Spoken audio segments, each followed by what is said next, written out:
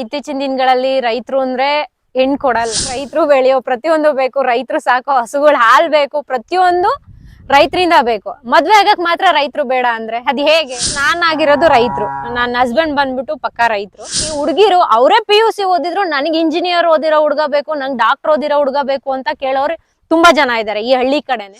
1 lakh salary ಹೋಗೋದ್ರ ಬದಲು ಇಲ್ಲೊಂದ್ 10 ಹಸುನೋ 15 ಹಸುನೋ ಕಟ್ಕೊಂಡ್ರೆ ಯಾರು ಹಂಗೂ ಇಲ್ದಲೇನೆ ತನ್ನ ಹುಟ್ಟೂರಲ್ಲಿ ತನ್ನ ತಂದೆ ತಾಯಿಗಳನ್ನ ನೋಡ್ಕೊಂಡು ನೆಮ್ಮದಿಯಾಗಿರುವಂತ ಜೀವನನ ಸಾಗಿಸ್ಬೋದು. ಹಾಲಿಂದು ದುಡ್ಡು ಬಂದ್ಬಿಟ್ಟು 1,52,000 ನಮಗ್ ಬರ್ತಾ ಇದೆ. ಸೊ ಅದ್ 52,000ದಲ್ಲಿ 25,000 ಫೀಡಿಗೆ ಹಾಕ್ತಿವಿ, 10,000 ಲೇಬರಿಗೆ ಕೊಡ್ತೀವಿ, ಮೇವು ಅದು ಇದು ಅಂತ ಒಂದ್ 20-30,000 ತೆಗೆದ್ರು 90,000 ಅಂತೂ ನಮ್ಗೆ ಆದಾಯ ಇದ್ದೇ ಇದೆ. ಮೇಡಮ್, ನೀವು ಲೆಕ್ಚರ್ ಆಗಿ ಅದ್ರ ಜೊತೆ ಹಸು ಸಾಕಾಣಿಕೆ ಮಾಡಿ ಸಕ್ಸಸ್ ಆಗಿದ್ದೀರಾ. ಇದು ಯಾವಾಗಿಂದ ಶುರು ಮಾಡಿದ ಅಂದ್ಬಿಟ್ಟು ಸ್ವಲ್ಪ ಹೇಳಿ. ಇದು ನನಗ್ ಗೊತ್ತಿರೋ ಪ್ರಕಾರ ನಾವು ಒಂದು 8 years ಇಂದ ಶುರು ಮಾಡಿದೀವಿ. ಸೊ ನಾನು ಪ್ರೊಫೆಷನ್ ಸ್ಟಾರ್ಟ್ ಆಗಿದ್ದು 2015 ಇಂದ ಟಿಲ್ 2023 ಅಂದ್ರೆ ಆಲ್ಮೋಸ್ಟ್ 8 years ಇಂದಾನು ಮಾಡ್ತಾ ಇದೀವಿ. ಬೆಳಗ್ಗೆ ಎಲ್ಲ ಏನು 1-2 hours ವರ್ಕ್ ಇರುತ್ತೆ, ಈ ತರ ಪಡಾಕ್ ಎಲ್ಲ ಮಾಡ್ಕೊಂಡು ಹೋಗೋದಾದ್ರೆ. ಸೊ ಆಮೇಲೆ ಪ್ರತಿಯೊಂದು ಕೆಲ್ಸನು ಒಬ್ರು ಲೇಬರ್ ಬೇಕೇ ಬೇಕು. 15 ಕೌಸ್ ಇದೆ. ಸೊ ಅದರಿಂದ ನಮ್ಗೆ ಮ್ಯಾಕ್ಸಿಮಮ್ ಮಂತ್ಲಿ ನಾವು 150 ಲೀಟರ್ಸ್ ಹಾಲ್ನ ಹಾಕ್ತಾ ಇದೀವಿ. ಸೊ ಆ 150 ಲೀಟರ್ಸ್ ಅಲ್ಲಿ ನಮ್ಗೆ 1.5 ಲಕ್ಷ ಅಂತೂ ಪ್ರತಿ ತಿಂಗಳು ಆದಾಯ ಇರುತ್ತೆ. ಅದ್ರಲ್ಲಿ ನಾವು ಜಾಸ್ತಿ ಫೀಡ್ ಪರ್ಪಸ್ಗೋಸ್ಕರನೇ 25,000 ಎತ್ತಿಡ್ತೀವಿ. ಅದಾದ ನಂತರ ಲೇಬರ್ಗೆ ಅಂತ 10,000 ಎತ್ತಿಡ್ತೀವಿ. ಸೊ ಅದಾದ್ರೂ ಸಹ ನಮ್ಗೆ 1,20,000 ಇಂದ 1,10,000 ರೂಪಾಯಿ ಆದಾಯನ ನಾವು ತಗೋತಾ ಇದ್ವಿ. ಮೇಡಮ್, ಫಸ್ಟ್ ನೀವು ಎಷ್ಟು ಹಸುವಿಂದ ಶುರು ಮಾಡಿದ್ದು? ಸ್ಟಾರ್ಟಿಂಗು ಒಂದೇ ಹಸುನ ತಂದಿದ್ದು. ಸೊ ಒಂದ್ ಹಸು ತಂದು ನೋಡಿದ್ವಿ, ಮನೆ ಪರ್ಪಸ್ಗೆ ಅಂತ ಸ್ಟಾರ್ಟ್ ಮಾಡಿದ್ದು ಹಸುಗಳನ್ನ. ಸೊ ಅದರಿಂದ ಆದಾಯ ಬಂತು. ನಮ್ಮನೆಗೆ 1 ಲೀಟರ್ ಹಾಲು ಸಾಕಲ್ವಾ ಪ್ರತಿದಿನ. ಸೊ ಅದಾದ ನಂತರ ಇನ್ನೂ ಉಳ್ಕೊಂಡು ಡೈರಿಗೆ ಹಾಕ್ತಾ ಇದ್ವಿ. ಅದ್ರ ಜೊತೆನೆ ನಮ್ದೇ ಆಗಿರೋಂತ ಒಂದು ಹೈನುಗಾರಿಕೆನ ಶುರು ಮಾಡೋಣ ಅಂತ ಸ್ಟಾರ್ಟ್ ಮಾಡಿದ್ವಿ. ಸೊ ಹಾಗಾಗಿ ಸಕ್ಸಸ್ ಆಯ್ತು. ಅದನ್ನೇ ಇಂಪ್ರೂವ್ ಮಾಡ್ಕೊಂಡು ಹೋದ್ವಿ. 5 ಆಯ್ತು, 5ರಿಂದ 10 ಆಯ್ತು, ಇವಾಗ 15ಕ್ಕೆ ಬಂದಿದೀವಿ. ಮೇಡಮ್, ಹಸುಗಳಿಗೆಲ್ಲ ಫೀಡ್ ಯಾವ ತರ ಕೊಡ್ತೀರಿ ನೀವು? ನಾನು ಎಸ್ಪೆಷಲಿ ಯೂಸ್ ಮಾಡೋದು, ನಾನ್ ಜನರಿಗೆ ಜಾಸ್ತಿ ರೆಫರ್ ಮಾಡೋದು SPK ಕಿಸಾನ್ ಅಂತ. ಆ ಒಂದು ಫೀಡ್ನ, ಕ್ಯಾಟಲ್ ಫೀಡ್ನ ರೆಫರ್ ಮಾಡ್ತೀನಿ. ಅದ್ರ ಜೊತೆಗೆ ಮೈಸ್ ವೇಸ್ಟ್ ಅಂತ ಒಂದು ಪ್ರಾಡಕ್ಟ್ ಇದೆ ನಮ್ಮಲ್ಲಿ. ಸೊ ಅದು ತುಂಬಾ ರೀಸನಬಲ್ ಹೌದು, ತುಂಬಾ ಹಾಲ್ ಬರೋ ಅಂತ ಒಂದು ಫೀಡಿಂಗು ಹೌದು. ಅದ್ರ ಜೊತೆ ಕಡಲೆಕಾಯಿ ಹಿಂಡಿ ಕೊಡ್ತೀವಿ. ಇವು 3ರಲ್ಲಿನೇ ನಾವು ಹಸುಗಳನ್ನ ಮೇಂಟೈನ್ ಮಾಡೋದು. SPK ಕಿಸಾನ್ ಅನ್ನೋದನ್ನ 3 ಲೀಟರ್ ಕೊಡ್ತೀವಿ. ಅದ್ರ ಜೊತೆಗೆ 1 ಲೀಟ್ರು ನಾನು ಹೇಳಿದ್ನಲ್ಲ ಹಿಂಡಿ ಕೊಡ್ತೀವಿ. ಅದ್ರ ಜೊತೆಗೆ ಚಕ್ಕೆ ಬೂಸ ಸ್ವಲ್ಪ 1 ಲೀಟರ್ ಕೊಡ್ತೀವಿ. ಮತ್ತೆ ಮೈಸ್ ವೇಸ್ಟ್ ಅನ್ನೋದು ಒಂದು ಪ್ರಾಡಕ್ಟ್ ಬರುತ್ತೆ, ಅದನ್ನು 1 kg ಕೊಡ್ತೀವಿ. 1 ಟೈಮಿಗೆ 1 ಹಸು ಕೊಡೋ ಅಂತದ್ದು. ಮೇಡಮ್, ಹಾಲು ಚೆನ್ನಾಗಿ ಬರ್ಬೇಕಂದ್ರೆ ಫೀಡ್ ಎಷ್ಟು ಇಂಪಾರ್ಟೆಂಟ್? ಫೀಡು ತುಂಬಾನೇ ಇಂಪಾರ್ಟೆಂಟ್. ಮತ್ತೆ ಅದಕ್ಕೆ ಹೆಚ್ಚಾಗಿ ಈ ರೀತಿ ಪೆಡಾಕ್ ಮಾಡ್ಬಿಡೋದು ಇನ್ನೂ ಇಂಪಾರ್ಟೆಂಟ್ ಆಗುತ್ತೆ. ಯಾಕೆಂದ್ರೆ ಈಗ ಮನುಷ್ಯರಲ್ಲಿ ಯಾವ ರೀತಿ ಜೀರ್ಣಕ್ರಿಯೆ ಇರುತ್ತೋ ಹಸುಗಳಲ್ಲೂ ಅದೇ ರೀತಿಯಾಗಿರುವಂತ ಜೀರ್ಣಕ್ರಿಯೆ ಇರುತ್ತೆ. ಈಗ ಒಬ್ಬ ವ್ಯಕ್ತಿ ಊಟ ಮಾಡ್ಕೊಂಡು ಚೆನ್ನಾಗಿ ಓಡಾಡ್ಕೊಂಡಿದ್ರೆ ಅವನ ಆರೋಗ್ಯ ಚೆನ್ನಾಗಿರುತ್ತೆ. ಸೊ ಅವನು ಎಲ್ಲಾ ಕೆಲ್ಸಗಳನ್ನು ಮಾಡಬಲ್ಲ. ಸೊ ಅದೇ ರೀತಿ ಒಂದ್ ಹಸು ಓಡಾಡ್ಕೊಂಡು ಈ ತರ ಎಲ್ಲಾ ಫೀಡ್ ತಿನ್ಕೊಂಡು ಎಲ್ಲ ಆರೋಗ್ಯವಾಗಿ ಅದು ಓಡಾಡ್ಕೊಂಡಿದ್ರೆ ಅದಕ್ಕೂ ಸಹ ಜೀರ್ಣಕ್ರಿಯೆ ಆಗ್ಬೇಕು. ಫೀಡ್ ಅನ್ನೋದು ಎಸ್ಪೆಷಲಿ ಇದ್ರಲ್ಲಿ ಯೂರಿಯಾ ಕಂಟೆಂಟ್ ಜಾಸ್ತಿ ಇರುತ್ತೆ ಅಂತಾರೆ. ಬಟ್ ನಾವು ಚೂಸ್ ಮಾಡ್ಬೇಕಾದ್ರೆ ಆ ಯೂರಿಯಾ ಕಂಟೆಂಟ್ ಎಷ್ಟು ಪರ್ಸೆಂಟೇಜ್ ಇದೆ ಅನ್ನೋದನ್ನ ನೋಡಿ ಚೂಸ್ ಮಾಡ್ಬೇಕಾಗುತ್ತೆ. ಮೇಡಮ್, ಈ ತರ ಪೆಡಾಕ್ ಸಿಸ್ಟಮ್ ಅಂದ್ರೆ ಯಾವ ತರ ಇದೆ, ಹೆಂಗ್ ಮಾಡ್ಕೊಬೇಕು? ಬೇರೆಯವ್ರು ಮಾಡ್ಕೊಬೇಕಂದ್ರೆ ಅವ್ರದ್ದು ಜಮೀನ್ ಇರುತ್ತಲ್ವಾ. ಸೊ ಅವ್ರ ಜಮೀನಲ್ಲಿ ಒಂದ್ 2-3 ಕುಂಟೆ ಜಾಗ ಇರುತ್ತೆ. ಸೊ ಆ ಜಾಗದಲ್ಲಿ ಸುತ್ತ ತಂತಿ ಬೇಲಿ ಹಾಕೊಂಡ್ಬಿಟ್ಟು ಮಧ್ಯದಲ್ಲಿ ಈ ತರ ಮೇವುಗಳು ಹಾಕೋದಕ್ ಬಿಟ್ಕೊಂಡು ಅದ್ರ ಜೊತೆಗೆ ಈ ತರ ಫ್ರೀ ಆಗಿ ಬಿಡ್ಕೊಂಡು ನೀರೆಲ್ಲ ಬಿಡೋದಕ್ ಮಾಡ್ಕೊಂಡ್ರೆ ಅದು ಯೂಸ್ ಆಗುತ್ತೆ. ನೀವ್ ಯಾವ ತರ ಮಾಡ್ಕೊಂಡಿರಿ? ಇದು ನಮ್ದೇ ಸ್ವಂತ ಜಮೀನು. ಸೊ ಈ ಸ್ವಂತ ಜಮೀನಿಗೆ ಸುತ್ತ ತಂತಿ ಹಾಕಿದೀವಿ. ಸೊ ಈಗ ತಂತಿ ಹಾಕಿರೋದ್ರಿಂದ ಅಲ್ಲಿ ನೋಡಿ, ಅದೇ ಹಸು ಯಾವಾಗ ಬಾಯಾರಿಕೆ ಆಗುತ್ತೆ ಅದೇ ಹೋಗಿ ನೀರ್ ಕುಡಿಯುತ್ತೆ. ಅದಕ್ಕೆ ಯಾವಾಗ ಹೊಟ್ಟೆ ಹಸಿವು ಆಗುತ್ತೆ ಅವಾಗ ಬಂದ್ ಮೇವ್ ತಿನ್ನುತ್ತೆ. ಈಗ ನಾವು ಬಲವಂತವಾಗಿ ಹಾಕ್ತಾನೆ ಇರ್ತೀವಿ, ಯಾವಾಗ ಬೇಕು ಅವಾಗ ತಿನ್ನಕ್ ಆಗಲ್ಲ. ಈಗ ಮನುಷ್ಯರಿಗಾದ್ರೂ ಅಷ್ಟೇ ಅಲ್ವಾ, ಯಾವಾಗ ಬೇಕು ಅವಾಗ ತಿನ್ನಲ್ಲ ಅವರು. ಇಂಥ ಟೈಮಿಂಗ್ಸ್ ಅಂತ ಇರುತ್ತೆ. ಅವ್ರಿಗೆ ಯಾವಾಗ ಹೊಟ್ಟೆ ಹಸಿಯುತ್ತೆ ಅವಾಗ ತಿಂತಾರಲ್ವಾ. ಸೊ ಅವ್ರಿಗೆ ಯಾವಾಗ ನೀರ್ ಬೇಕು ಅವಾಗ ನಾವು ಕೊಡ್ಬೇಕು. ಈ ತರ ಮಾಡೋದ್ರಿಂದ ಹಸುಗಳಿಗೆ ಯಾವಾಗ ನೀರ್ ಬೇಕು ಅವಾಗ ಹೋಗಿ ಅದಾಗೆ ಕುಡಿತವೆ, ಯಾವಾಗ ಮೇವ್ ತಿನ್ಬೇಕು ಅನ್ಸುತ್ತೆ ಅದಾಗೆ ಬಂದು ತಿಂತವೆ. ಈ ತರ ಮಾಡ್ಕೊಳ್ಳೋದ್ರಿಂದ ಅನುಕೂಲ ಇದೆ. ಹೌದು, ಖಂಡಿತವಾಗ್ಲು ಜೀರ್ಣಕ್ರಿಯೆ ಚೆನ್ನಾಗಾಗುತ್ತೆ. ಮತ್ತೆ ಅವರಲ್ಲಿ ಹಾಲಿನ ಉತ್ಪನ್ನನೂ ಸಹ ಜಾಸ್ತಿ ಆಗುತ್ತೆ. ಮತ್ತೆ ಫೀಡಿನ ಪ್ರಮಾಣ ಕೇಳಿದ್ರಿ ನೀವು, ಫೀಡು ತುಂಬಾನೇ ಇಂಪಾರ್ಟೆಂಟ್ ಆಗುತ್ತೆ ಹಸುಗಳಿಗೆ. ಅದಕ್ಕಿಂತ ಹೆಚ್ಚಾಗಿ ಫೀಡಿನ ಎಷ್ಟು ಕೊಡ್ತೀವಿ ಅದಕ್ಕೆ ತಕ್ಕನಾಗೆ ಹಾಲ್ ಬರುತ್ತೆ. ಮತ್ತೆ ಒಂದು ಹಸು, ಬೇರೆಯವರೆಲ್ಲ ಹೇಳ್ತಾರೆ ಕರು ಹಾಕಿದ್ 3 ತಿಂಗಳು ಹಾಲ್ ಬರುತ್ತೆ, ಅದಾದ ನಂತರ ಹಾಲ್ ಬರೋದಿಲ್ಲ, ಅದು ಪ್ರೆಗ್ನೆನ್ಸಿ ತಗೊಂಡ್ರೆ ಅಂತ ಹೇಳ್ತಾರೆ.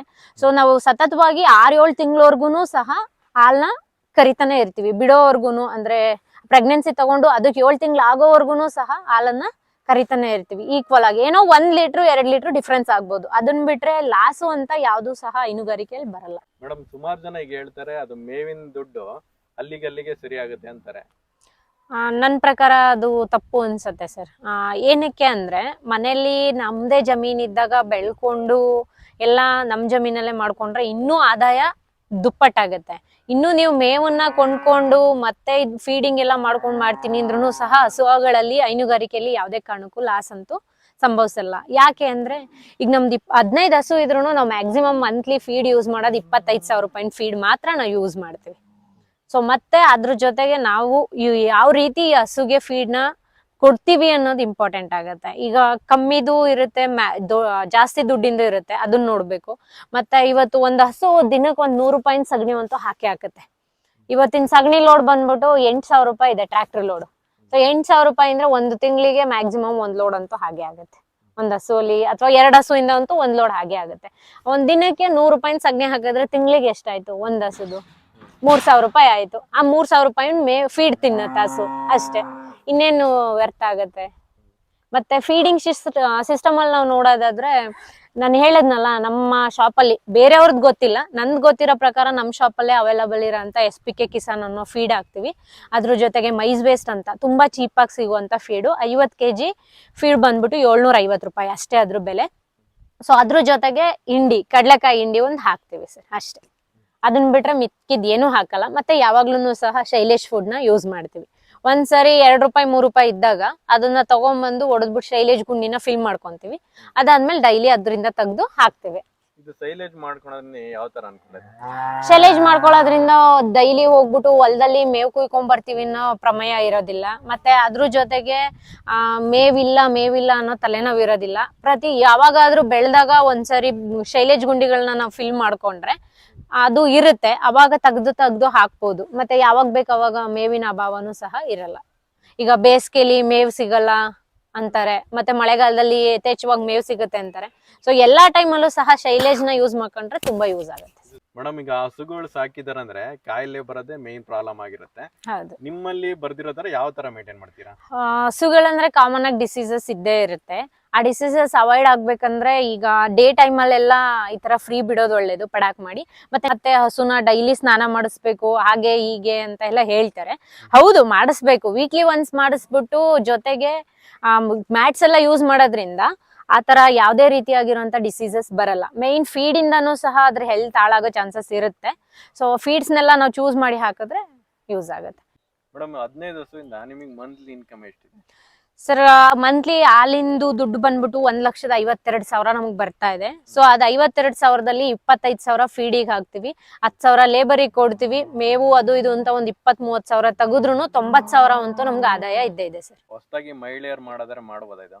ಖಂಡಿತವಾಗ್ಲೂ ಮಾಡ್ಬೋದು ಸರ್. ಇದು ಗಂಡಸ್ರು ಹೆಂಗಸ್ರು ಅನ್ನೋ ಭೇದ ಭಾವದಲ್ಲಿ ಏನ್ ಮಾಡಂತದ್ ದುಡ್ಮೆ ಅಲ್ಲ. ಈಗ ಮನೆಯಲ್ಲಿ ಓದಿರೋರಾಗ್ಲಿ ಓದಿದೆ ಇದ್ದೋರಾಗ್ಲಿ ಯಾರ್ ಬೇಕಾದ್ರೂ ಮಾಡೋ ಅಂತ ಒಂದು ಉದ್ದಿಮೆ ಅಂತಾನೆ ಹೇಳ್ಬೋದು. ಈಗ ಬಿಸ್ನೆಸ್ ಅಂತ ನೋಡೋದಾದ್ರೆ ಇದು ಒಂದ್ ರೀತಿಯಾಗಿರುವಂತ ಬಿಸ್ನೆಸ್. ಹೈನುಗಾರಿಕೆನೂ ಸಹ ಬಿಸ್ನೆಸ್ ಅಂತಾನೆ ನಾನು ಹೇಳ್ತೀನಿ. ಯಾಕೆ ಅಂದ್ರೆ ಈಗ ನೋಡಿ, ಎಲ್ಲಾ ಹೆಣ್ಮಕ್ಳುಗಳನ್ನು ಜಾಸ್ತಿ ಇವಾಗ ಇತ್ತೀಚಿನ ದಿನಗಳಲ್ಲಿ ಸ್ವಾವಲಂಬಿಯಾಗಿ ಬದುಕ್ಬೇಕು ಅಂತ ಹೇಳ್ತಾರೆ. ಸೊ ಸ್ವಾವಲಂಬಿಯಾಗಿ ಬದುಕೋದಕ್ಕೆ ಈಗ ಓದಿದವರು ಇರ್ತಾರೆ, ಓದಿಲ್ದೇ ಇದ್ದವರು ಇರ್ತಾರೆ. ಸೊ ಈಗ ನಾನು ಹೋಗ್ತಾ ಇರೋದು ಪ್ರೈವೇಟ್ ವರ್ಕ್. ಸೊ ನನಗ್ ಬರ್ತಾ ಇರೋ ಸಂಬಳ 30,000 ಸಾಕಾಗೋದಿಲ್ಲ ನಮ್ಮ ಫ್ಯಾಮಿಲಿಗೆ. ಸೊ ಅವಾಗ ನನ್ಗೆ ಹೈನುಗಾರಿಕೆ ಅವಲಂಬನೆ ಇದ್ದೇ ಇತ್ತು. ಸೊ ಹಾಗಾಗಿ ಹೈನುಗಾರಿಕೆ ಮಾಡಿದ್ವಿ. ಮತ್ತೆ ಇದ್ರ ಜೊತೆಗೆ ನಮ್ ಶಾಪ್ ಇದೆ, ಶಾಪ್ ಇಂದನೂ ಸಹ ನಮ್ಗೆ ಆದಾಯ ಬರುತ್ತೆ. ಸೊ ಶಾಪಿಗೆ ಹೆಚ್ಚಾಗಿ ನನಗೆ ಹೈನುಗಾರಿಕೆಯಿಂದ ಜಾಸ್ತಿ ಆದಾಯ ಇದೆ. ಮೇಡಮ್, ಇದು ಹೈನುಗಾರಿಕೆ ಮತ್ತೆ ರೈತಾಪಿಲ್ಲ ಇಷ್ಟೊಂದು ಇನ್ಕಮ್ ಇದೆ, ಬಟ್ ಏನಾದ್ರು ಈಗಿನ ಯುವಕರಿಗೆ ಯಾರು ಎಣ್ಣೆ ಕೊಡ್ತಿಲ್ಲ, ಅದ್ರ ಬಗ್ಗೆ ಏನ್ ಹೇಳ್ತೀರಾ? ಖಂಡಿತ ಅದು ನಿಜ. ಇತ್ತೀಚಿನ ದಿನಗಳಲ್ಲಿ ರೈತರು ಅಂದ್ರೆ ಹೆಣ್ ಕೊಡಲ್ಲ. ಅದು ನನ್ನ ಜೀವನದಲ್ಲೂ ಅನುಭವ ಆಗಿದೆ. ನನ್ನ ಜೀವನದಲ್ಲಿ ಅನ್ನೋದಕ್ಕಿಂತ ನಾನ್ ನೋಡ್ತಾ ಇರೋಂತ ನನ್ನ ಫ್ರೆಂಡ್ ಕ್ಯಾಟಗರೀಸ್ ಅಲ್ಲಿ ನಾನ್ ನೋಡೋದಾದ್ರೆ, ನನ್ನ ಫ್ರೆಂಡ್ಸು ಸಹ ಎಲ್ಲಾ ಅಫಿಷಿಯಲ್ ಜೀವನನೇ ಇಷ್ಟಪಟ್ಟು ಮದ್ವೆ ಆಗಿದ್ದಾರೆ. ಸೊ ನಾನ್ ಆಗಿರೋದು ರೈತರು. ನನ್ನ ಹಸ್ಬೆಂಡ್ ಬಂದ್ಬಿಟ್ಟು ಪಕ್ಕಾ ರೈತರು. ಅವರು PUC ಏನೋ ಸ್ಟಡಿ ಮಾಡಿದಾರೆ ಅಷ್ಟೇ. ಸೊ ನಂದು M.Com ಆಗಿದೆ. ಸೊ ಆದ್ರೂ ಸಹ ನಾನು ಅಗ್ರಿಕಲ್ಚರ್ ಮಾಡ್ತಾ ಇದ್ದೀನಿ. ಮತ್ತೆ ನನ್ಗೆ ಆಗಿರೋಂತ ಒಂದು ಫ್ರೀಡಮ್ ಸಿಕ್ಕಿದೆ ನನ್ಗಿಲ್ಲಿ. ಏನಕ್ಕೆ ಅಂದ್ರೆ ಪ್ರತಿಯೊಂದಕ್ಕೂ ಅದು ಇದು ಅಂತ ಹೇಳೋರ್ ನಡುವೆ ನೀವ್ ಏನೇ ಮಾಡಿದ್ರು ನಾನು ನಿನಗ್ ಸಪೋರ್ಟ್ ಆಗಿ ನಿಂತ್ಕೊಂತೀನಿ ಅಂತ ಹೇಳೋ ಅಂತ ವ್ಯಕ್ತಿ. ಏನಂದ್ರೆ ಇತ್ತೀಚಿನ ದಿನಗಳಲ್ಲಿ ರೈತರು ಮದ್ವೆ ಮಾಡ್ಕೊಟ್ರೆ ನನ್ ಮಗಳನ್ನ ಹೆಂಗ್ ನೋಡ್ಕೊಂತಾರೆ, ಹಾಗೆ ಹೀಗೆ ಅಂತ ತುಂಬಾ ಪೇರೆಂಟ್ಸ್ ಅಲ್ಲೂ ಭಯ ಇರುತ್ತೆ. ಮತ್ತೆ ಅತಿ ಹೆಚ್ಚಾಗಿ ಹುಡುಗಿರು ಅವರೇ PUC ಓದಿದ್ರು ನನಗೆ ಇಂಜಿನಿಯರ್ ಓದಿರೋ ಹುಡುಗ ಬೇಕು, ನಂಗೆ ಡಾಕ್ಟರ್ ಓದಿರೋ ಹುಡುಗ ಬೇಕು ಅಂತ ಕೇಳೋರು ತುಂಬಾ ಜನ ಇದ್ದಾರೆ ಈ ಹಳ್ಳಿ ಕಡೆನೆ. ನಮ್ಮ ಊರಲ್ಲೂ ಇರ್ತಾರೆ, ಪ್ರತಿಯೊಂದು ಊರಲ್ಲೂ ಇದ್ದಾರೆ. ಈಗ ಒಬ್ಬ ಸಾಫ್ಟ್ವೇರ್ ಇಂಜಿನಿಯರ್ನೇ ತಗೊಳ್ಳಿ, ಅವರು ಇಂಜಿನಿಯರಿಂಗ್ ಮಾಡಿರ್ತಾರೆ, ಸೊ ಒಂದು ಕಂಪನಿಗೆ ಹೋಗ್ತಾರೆ. ಈಗ ಸಡನ್ಲಿ ಒಂದು ಕಂಪನಿಗೆ ನೀನು ಓದ್ತಿದ್ದಂಗೆನೆ ಯಾರೂ ಸಹ 10 ಲಕ್ಷ ಪ್ಯಾಕೇಜು 15 ಲಕ್ಷ ಪ್ಯಾಕೇಜ್ ಕೊಡಲ್ಲ. ಸ್ಟಾರ್ಟಿಂಗ್ ನಿನಗೆ ಕೊಡೋದೆ 3,500 ಲಕ್ಷ ಪ್ಯಾಕೇಜ್ ಕೊಡ್ತಾರೆ. ಮಂತ್ಲಿ ಅವನಿಗೆ ಎಷ್ಟು ಸಿಗುತ್ತೆ? 25,000 ಸ್ಯಾಲ್ರಿ ಸಿಗ್ಬೋದು. ಮತ್ತೆ ಅವನು 5-10 ವರ್ಷ ಆದ್ಮೇಲೆ ಅವನು ಅಬವ್ ಒಂದು 90,000ಗೆ ಅಥವಾ 1 ಲ್ಯಾಕ್ ಸ್ಯಾಲ್ರಿಗೆ ಹೋಗ್ತಾನೆ. ಸೊ ಆ 1 ಲ್ಯಾಕ್ ಸ್ಯಾಲ್ರಿ ಹೋಗೋದ್ರ ಬದಲು ಇಲ್ಲೊಂದು 10 ಹಸುನೋ 15 ಹಸುನೋ ಕಟ್ಕೊಂಡ್ರೆ ಯಾರು ಹಂಗೂ ಇಲ್ದಲೇನೆ ತನ್ನ ಹುಟ್ಟೂರಲ್ಲಿ ತನ್ನ ತಂದೆ ತಾಯಿಗಳನ್ನ ನೋಡ್ಕೊಂಡು ನೆಮ್ಮದಿಯಾಗಿರುವಂತ ಜೀವನನ ಸಾಗಿಸ್ಬೋದು. ಈಗ ಒಬ್ಬ ಸಾಫ್ಟ್ವೇರ್ ಇಂಜಿನಿಯರ್ ಆಗಿರ್ಬೋದು ಅಥವಾ ಮೆಡಿಕಲ್ ಪ್ರೊಫೆಷನ್ ಆಗಿರ್ಬೋದು, ಯಾವುದೇ ಒಂದು ಪ್ರೊಫೆಷನ್ ತಗೊಂಡ್ರು ಬೆಳಗ್ಗೆ 8 ಗಂಟೆಯಿಂದ ಸಂಜೆ 8 ಗಂಟೆವರೆಗೂ ಡ್ಯೂಟಿ ಮಾಡ್ಲೇಬೇಕು. ಬೇಡ ಅಂದ್ರೆ 8 ಅವರ್ಸ್ ಅಂತೂ ಮಾಡ್ಲೇಬೇಕು. ಈಗ ಬೆಳಗ್ಗೆಯಲ್ಲಿ ನಮ್ದೇ ಆಗಿರೋಂಥ ಜಮೀನು, ಫ್ರೆಶ್ ಏರು, ಪ್ರತಿಯೊಂದೂ ಇಲ್ಲಿ ನಮ್ದೇ ಆಗಿರುತ್ತೆ. ಬೆಳಗ್ಗೆ 6 ಗಂಟೆಗೆ ಇದ್ರೆ 8ರಿಂದ 9 ಗಂಟೆ ಅಷ್ಟರೊಳಗಡೆ ನಿಮ್ ಕೆಲ್ಸಗಳು ಮುಗಿಯುತ್ತೆ. ಮತ್ ಸಂಜೆ 4 ಗಂಟೆಯಿಂದ 6 ಗಂಟೆವರೆಗೂ ಕೆಲಸ ಮಾಡಿದ್ರೆ ಸಾಕು. ನಿಮ್ಗೆ ಪ್ರತಿ ತಿಂಗಳು ನಮ್ದಲ್ಲ ಅಂತ 1 ಲಕ್ಷ ರೂಪಾಯಿ ಆದಾಯನ ನೀವು ತೆಗೆದು ಇಟ್ಕೋಬಹುದು. ರೈತಾಪಿಯವರಿಗೆ ಹೆಣ್ಣು ಕೊಡಿ ಅಂತ ಹೇಳ್ತೀರಾ? ಖಂಡಿತ ಕೊಡ್ಬೇಕಲ್ವಾ ಸರ್. ರೈತರು ಬೆಳೆಯೋ ಅಕ್ಕಿ ಬೇಕು, ರೈತರು ಬೆಳೆಯೋ ಪ್ರತಿಯೊಂದು ಬೇಕು, ರೈತರು ಸಾಕೋ ಹಸುಗಳು ಹಾಲ್ ಬೇಕು, ಪ್ರತಿಯೊಂದು ರೈತರಿಂದ ಬೇಕು. ಮದ್ವೆ ಆಗಕ್ ಮಾತ್ರ ರೈತರು ಬೇಡ ಅಂದ್ರೆ ಅದ್ ಹೇಗೆ? ಖಂಡಿತ ರೈತರು ಸಹ ಮನುಷ್ಯರು. ಎಲ್ಲರಿಗಿನ್ನ ರೈತರು ತುಂಬಾ ಒಳ್ಳೆಯವರು, ತುಂಬಾ ಚೆನ್ನಾಗಿ ನೋಡ್ಕೊಂತಾರೆ, ಚೆನ್ನಾಗಿ ಲೈಫ್ ನ ಲೀಡ್ ಮಾಡ್ತಾರೆ ಸರ್. ಯಾರ್ದೇ ಒಬ್ರು ಹಂಗಲ್ಲೂ ಸಹ ಅವರು ಜೀವನ ಮಾಡಲ್ಲ, ಸ್ವಾವಲಂಬಿಯಾಗಿ ಜೀವನನ ನಡೆಸ್ತಾ ಇದ್ದಾರೆ sir. Okay madam, thank you.